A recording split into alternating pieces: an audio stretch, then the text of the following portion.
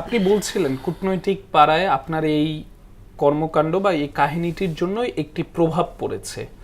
শুধু কূটনৈতিক পাড়াতে না, সমগ্র বিশ্বে। মানে সেটা কি আসলে সাধারণ প্রবাসী যারা ওই সকল দেশে, সেই প্রবাসীদের উপরেও প্রভাব এসেছে বলে আপনি মনে করেন? মানে ভিসার রেশিও যখন আমরা দেখতে পাচ্ছি যে ইদানিং সময় অনেক কম বিভিন্ন ভালো ভালো দেশগুলোতে, আপনি কি মনে করেন কানেক্টেড কোনোভাবে?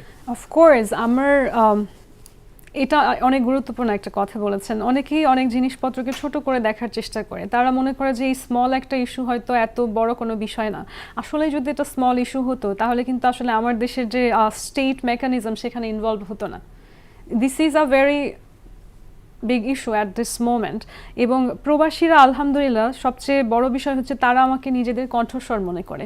তারা মনে করে যে আমরা এত এত বছর ধরে দুইটা দেশের অর্থনীতিতে অবদান রাখছি এবং আমরা এত খাটছি এই দেশগুলোর জন্য। বাংলাদেশের অর্থনীতিও যেমন তাদের উপর ডিপেন্ডেন্ট, তেমন কিন্তু প্রবাসীদের চিপ লেবারের উপর তারা যেই দেশে কাজ করছে সেই দেশের অর্থনীতিও ডিপেন্ডেন্ট।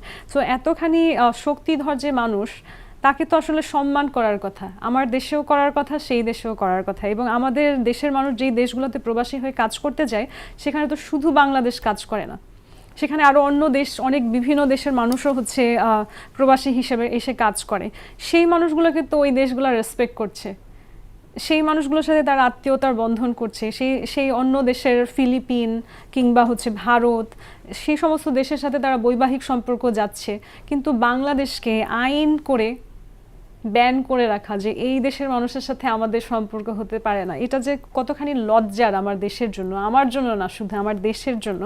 এটা বোঝার জন্য যে আত্মমর্যাদা প্রয়োজন, সেটা আমাদের দেশে যারা কূটনীতি নিয়ে কাজ করে কিংবা আমাদের দেশে যারা রাষ্ট্র পরিচালনা করে তারা অনুধাবনই করে না।